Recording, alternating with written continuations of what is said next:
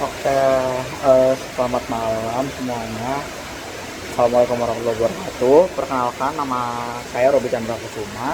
Jadi pada kesempatan kali ini saya akan eh, melakukan suatu presentasi, akan menjelaskan kepada teman-teman semuanya terkait apa itu eh, pajak pertambahan nilai gitu. Nah, sebelum kita masuk ke penjelasan lebih lanjut mengenai apa yang dimaksud dengan pajak pertambahan nilai, saya rasa dalam hal ini kita perlu untuk mengetahui latar belakang kenapa pajak pertambahan nilai itu diadakan. Pertama, seperti yang kita tahu, pajak pertambahan nilai merupakan pajak tidak langsung atas barang kena pajak dan juga jasa kena pajak yang berkontribusi signifikan terhadap penerimaan negara. Nah, kalau misalkan kita mau lihat landasan yuridisnya, di mana sih kita bisa menemukan? Itu pengaturannya tercantum di Undang-Undang Nomor 8 Tahun 1983 beserta perubahannya. Nah, yang terakhir itu ada di Undang-Undang Nomor 7 Tahun 2021 tentang harmonisasi perpajakan. Nah, jadi itu latar belakang terkait PPN itu bisa ada, salah satunya dikarenakan hal itu. Nah, kemudian dari latar belakang tadi, saya rasa dalam penjelasannya supaya nanti lebih terstruktur dan nantinya juga lebih jelas arah pembahasannya mau seperti apa, agaknya perlu di breakdown dulu gitu, rumusan masalah apa yang mau dibawakan dan akan saya presentasikan pada kesempatan kali ini. Dalam hal ini ada 3 rumusan masalah utama yang akan saya presentasikan dan akan saya paparkan kepada kawan-kawan sekalian. Pertama, terkait bagaimana pengaturan PPN barang dan jasa di Indonesia menurut ketentuan hukum yang berlaku. Yang kedua, apa saja polemiknya. Dan yang ketiga, bagaimana solusi untuk mengatasi permasalahan tersebut gitu. Jadi kalau misalkan yang kedua saya membahas tentang polemik penerapan PPN yang nanti akan dikaitkan dengan isu-isu ekonomi, dan yang ketiga itu solusinya untuk mengatasi permasalahan-permasalahan tersebut supaya adil dan juga efektif. Nah, dari rumusan masalah tadi, tujuan diadakannya presentasi kali ini itu diantaranya pertama supaya ada analisis yang komprehensif dan juga mendalam terkait pengaturan PPN barang dan jasa menurut hukum pajak di Indonesia. Yang kedua, mengkaji dampak penerapan PPN terhadap perekonomian masyarakat. Dan yang ketiga, memberikan solusi yang seimbang antara kepastian hukum dan keadilan ekonomi. Jadi dalam hal ini kita akan mencoba gimana sih nanti kita menemukan titik equilibrium antara kepentingan ekonomi dan juga kepastian hukum yang sama-sama harus disupremasikan gitu, dan kita temukan titik tengahnya. Oke. Jadi langsung saja kita mulai pada pembahasan yang paling pertama, yaitu mengenai pengaturan PPN barang dan jasa di Indonesia menurut ketentuan hukum yang berlaku. Nah, kalau misalkan kita melihat dan juga merefer kepada aturan-aturan yang berada di negara kita, pada dasarnya secara normatif pengaturan PPN itu udah ada beberapa pengaturan-pengaturan rigidnya gitu ya. Yang pertama, sebetulnya gini, pengaturan PPN itu dia udah mengalami beberapa kali perubahan. Nah, sejak pertama kali dia diatur dalam undang-undang yang diatur oleh Undang-Undang Nomor 8 Tahun 1983, kemudian dilakukan beberapa kali perubahan. Nah, perubahan mendasar dilakukan dengan diundangkannya Undang-Undang Nomor 7 Tahun 2021 tuh, tentang harmonisasi perpajakan, yang masa berlakunya itu dari tanggal 29 Oktober 2021. Nah, kemudian kalau misalkan kita berbicara tentang PPN, ada satu pasal dan ada satu klausul yang memang cukup menarik gitu ya untuk dibincangkan, yang saya rasa sampai saat ini itu masih bisa dibilang debatable gitu ya. Itu terkait pasal 7 Undang-Undang Harmonisasi Perpajakan. Nah, di mana tarif PPN yang semula sebesar 10% itu bisa dinaikkan gitu sampai 11% mulai dari 1 April 2022. Yang kemarin sempat ada polemik dan juga sempat ada demo-demo gitu. Nah, kemudian rencana kenaikan kembali menjadi 12%-nya itu paling lambatnya itu 1 Januari 2025. Nah, sebetulnya kalau misalkan kita lihat kebijakan ini itu ada dasarnya gitu. Nah, dasarnya itu pada pertimbangan untuk memperkuat penerimaan negara serta menyesuaikan struktur perpajakan di Indonesia dengan praktik internasional. Nah, tapi sebetulnya kalau misalkan kita lihat lebih lanjut, klausul ini tuh nggak semata-mata menegaskan bahwa pemerintah ini wajib menaikkan pajak sebesar 12% sesuai dengan tanggal berlaku yang telah disebutkan oleh undang-undang.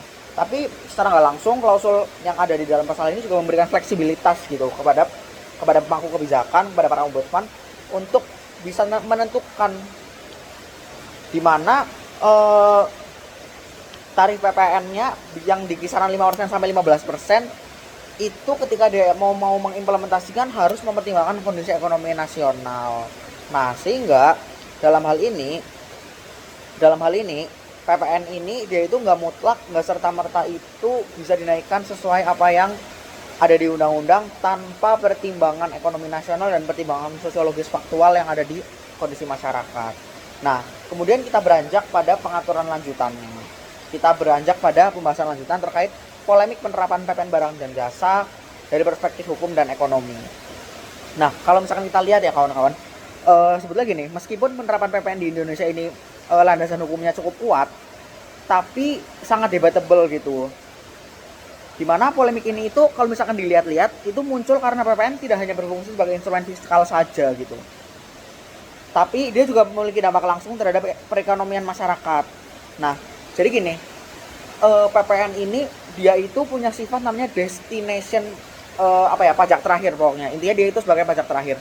Nah, karena dia basisnya sebagai pajak terakhir, PPN ini dia itu pihak yang menanggung antara orang yang kaya dan orang yang miskin itu sama saja, sehingga di situ ada disparitas gitu, ada disparitas yang nantinya perlu diselesaikan.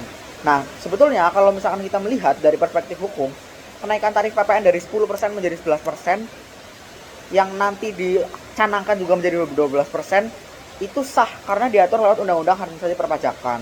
Nah, tetapi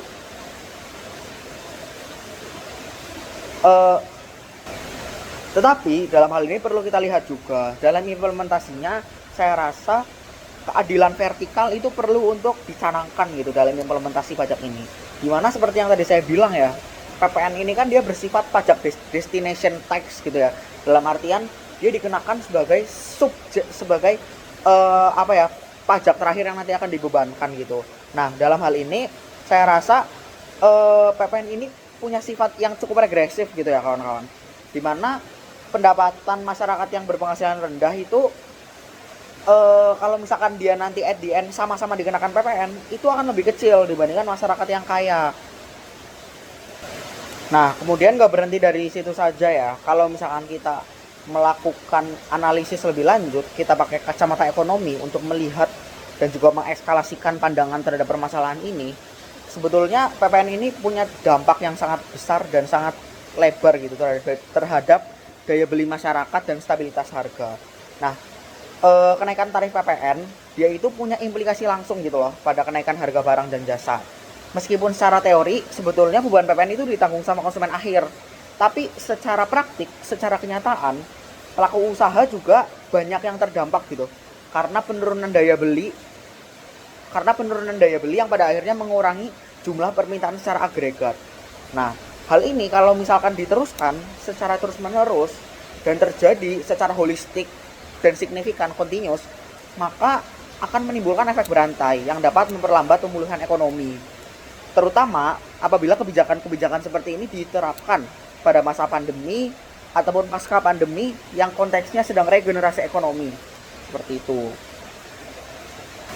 Lantas dari permasalahan-permasalahan tadi, apa sebetulnya solusi yang bisa dihadirkan gitu dari adanya permasalahan-permasalahan ini? Nah, sebetulnya solusi yang dihadirkan itu cukup bisa terjawab dengan jelas gitu ya kawan-kawan. Kenapa gitu? Karena kalau misalkan kita melihat aturan yang ada di dalam undang-undang pasal 7 Undang-Undang Harmonisasi Perpajakan, di situ tuh udah jelas bahwasanya pemerintah dalam mengekskalasikan rasio pajak, dia itu perlu memperhatikan dinamika dan juga kondisi ekonomi. Nah, sehingga saya rasa solusi yang bisa dihadirkan adalah pertama, pemerintah perlu memiliki kacamata lebih luas dan perlu menelisik lebih lanjut terkait kondisi perekonomian di suatu negara. Apakah ideal jika PPN diterapkan dalam jangka waktu yang secepat-cepatnya dan dalam masa yang di mana masyarakat itu banyak yang kesusahan, apakah itu ideal seperti itu?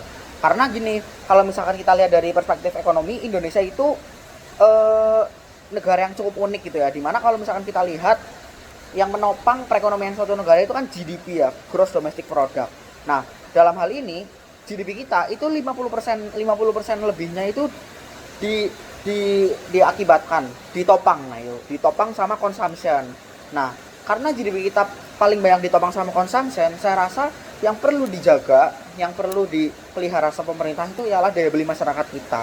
Dengan cara apa? Dengan cara wise, dengan cara bijak dalam penerapan dan juga implementasi dari PPN ini sendiri. Sehingga dalam kedepannya PPN ini ketika diterapkan memang betul-betul bisa menjadi salah satu alat yang meningkatkan stabilitas fiskal negara, tetapi di lain hal itu dia juga bisa sebagai alat yang memang menyasar pada orang-orang yang tepat gitu loh. Jadi dia itu nggak memiliki sifat regresif yang tidak ada keadilan vertikalnya gitu ya, tapi bisa ada implementasi serta ada praktik-praktik yang mungkin dilakukan terhadap PPN ini supaya nanti implementasi kebijakannya lebih tepat gitu.